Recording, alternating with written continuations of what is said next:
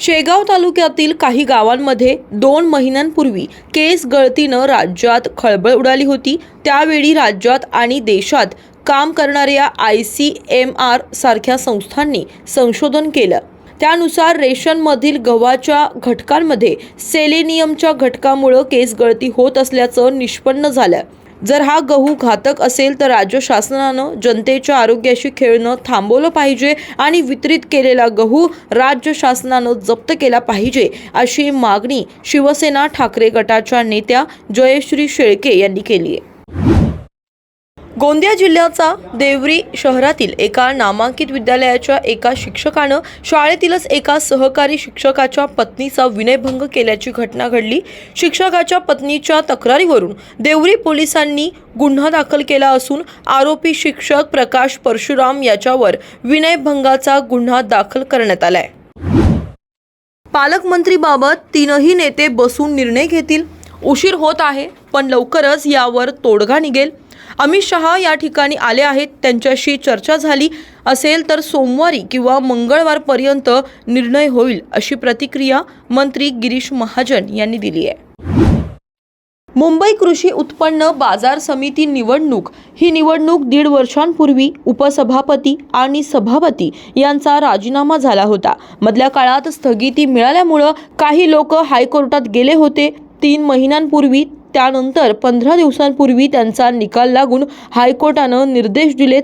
सभापती आणि उपसभापती यांची निवडणूक घ्या। आता ऑर्डर निघून गेलेले 24 तारखेला ही निवडणूक पार पडणार असल्याचं APMC संचालक अशोक वाळुंज यांनी सांगितले।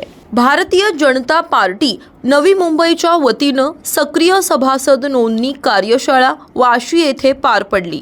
माजी खासदार संजय नाईक, जिल्हाध्यक्ष रामचंद्र घरत यांच्यासह 2 दिवसांपूर्वी भाजपात परतलेले माजी नगरसेवक व भाजपा पदाधिकाऱ्यांची उपस्थिती यावेळी होती। यावेळी कार्याध्यक्ष रवींद्र चव्हाण यांनी नवी मुंबईमध्ये 100% सदस्य नोंदणीचे ध्येय असून आतापर्यंत 70% नोंदणी झाल्याचं सांगितलंय। महाराष्ट्राची विक्रमी खरेदी सोयाबीनची, तुरीची नाफेडनं केली आहे। सरकारच्या माध्यमातून केलेली आहे।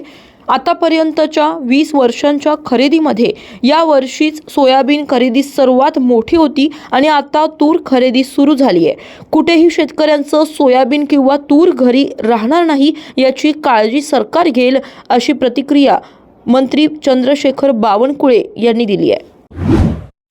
शिरपूर तालुक्यातील उमरदा येथील 4 युवक काळापाणी गावात आपल्या मैत्रिणींना भेटण्यासाठी गेले असता काळपाणी गावातील गावकऱ्यांनी या 4 युवकांना संपूर्ण रात्रभर एका घरात डांबून ठेवलं व त्यांना जबर मारहाण केल्यामुळे एका युवकाचा जागीच मृत्यू झाला। या संपूर्ण प्रकरणी सांगली पोलीस ठाण्यात अखेर खुनाचा गुन्हा दाखल झाला असून पोलिसांनी आपली तपासाची चक्र फिरवत 7 आरोपींपैकी एका आरोपीला ताब्यात घेतलंय आणि इतर आरोपींचा शोध सुरू आहे। नायगाव येथे आमदार प्रताप पाटील चिखलेकर यांच्या उपस्थितीत राष्ट्रवादी कार्यकर्त्यांचा मेळावा व पक्षप्रवेश सोहळा पार पडला। नायगाव मतदारसंघात राष्ट्रवादी काँग्रेस पक्षाचे वर्चस्व येणाऱ्या स्थानिक स्वराज्य संस्थेमध्ये राहणार आहे, त्यासाठी आम्ही प्रयत्न करत आहोत, असं देखील शिवराज पाटील होटाळकर यांनी सांगितलं। महानुभाव पंथांची काशी समजल्या जाणाऱ्या अमरावतीच्या रिद्धपूर येथील आश्रमात मठाधीश प्रमुख सुरेंद्र मुनी तळेगावकर व बाळासाहेब देसाई यांनी मठात सेवेकरी असलेल्या 17 वर्षीय अल्पवयीन मुलीवर शारीरिक बळजबरी केली। यात मुलगी 8 महिन्याची गर्भवती असल्याचा धक्कादायक प्रकार समोर आलाय। यात शिरखेड पोलिसांनी 4 जणांविरोधात गुन्हा दाखल केला असून त्यांना अटक देखील केली आहे। राज्याचे कृषी मंत्री माणिकराव कोकाटे यांनी शेतकऱ्याला 1 रुपयात पीक विमा दिला। आजकाल भिकारी सुद्धा 1 रुपया भीक घेत नाही, असं बेताल वक्तव्य करून शेतकऱ्यांच्या भावनांचा अनादर केला आहे। त्यामुळे कोल्हापूर दौऱ्यावर येत असलेल्या कृषी मंत्री माणिकराव कोकाटेंनी कोल्हापुरात येण्यापूर्वीच शेतकऱ्यांना संबोधलेलं वाक्य मागे घ्यावं, त्याबद्दल माफी मागावी, अन्यथा स्वाभिमानी शेतकरी संघटना त्यांना आपल्या पद्धतीनं जाब विचारेल, असा इशारा स्वाभिमानी शेतकरी संघटनेचे कोल्हापूर जिल्हाध्यक्ष अजित पवार यांनी पत्रकारांशी बोलताना केलाय। डॉक्टर बाबासाहेब आंबेडकर मराठवाडा विद्यापीठाच्या 65व्या दीक्षांत समारंभासाठी भारताचे उपराष्ट्रपती जगदीप धनखड हे प्रमुख पाहुणे म्हणून उपस्थित होते। हा समारंभ विद्यापीठ नाट्यगृहात आयोजित करण्यात आला होता। समारंभाच्या अध्यक्षस्थानी कुलपती तथा राज्यपाल CP राधाकृष्णन हे होते। यांच्या उपस्थितीतच विद्यापीठाचा दीक्षांत समारंभ पार पडला। डॉक्टर बाबासाहेब आंबेडकर मराठवाडा विद्यापीठाचा 65वा दीक्षांत समारंभ आज उत्साहात पार पडलाय।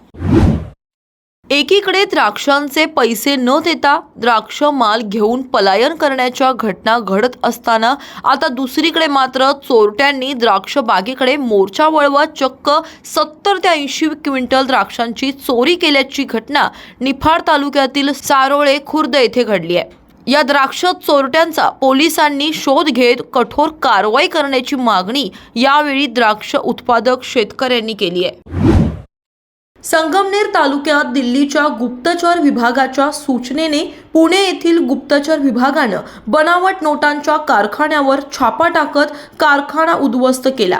अनेक दिवसांपासून संगमनेरच्या गुंजावाळवाडी परिसरात बनावट नोटा छापत असल्याची कुणकुण दिल्लीच्या गुप्तचर विभागाला लागल्यानंतर त्यांनी सदर घटनेचा आदेश पुणे येथील गुप्तचर विभागाला दिला। या गुप्तचर विभागानं धाड टाकली आहे। अकोल्यात प्रहारच्या दिव्यांग संघटनेनं आंदोलन केलं, तर अकोला महापालिका परिसरात दिव्यांग बांधवांनी ठिय्या आंदोलन केलं। मागील 4 महिन्यांपासून दिव्यांगांना मिळणारा बेरोजगार भत्ता ऑडिटच्या नावाखाली थांबवल्यानं दिव्यांग बांधव यावेळी आक्रमक झाले। अकोल्याच्या महापालिका परिसरात दिव्यांगांनी ठिय्या मांडला।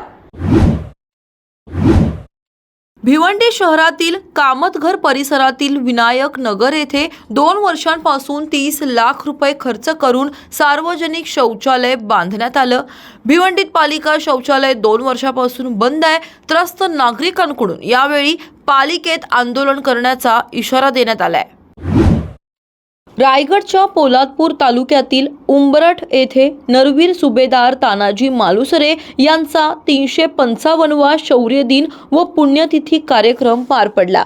रायगड जिल्हा परिषद व उंबरठ गाव ग्रामस्थ यांच्या संयुक्त विद्यमाने विविध शिवकालीन व वैचारिक कार्यक्रमांनी हा कार्यक्रम पार पडला। पुण्यतिथी निमित्तानं समाधी स्थळ फुलांनी सजवण्यात आलं होतं। यावेळी रोजगार हमी व फलोत्पादन मंत्री भरत गोगावले यांनी नरवीर तानाजी मालुसरे यांच्या समाधीला अभिवादन करून शौर्य कथन केलं।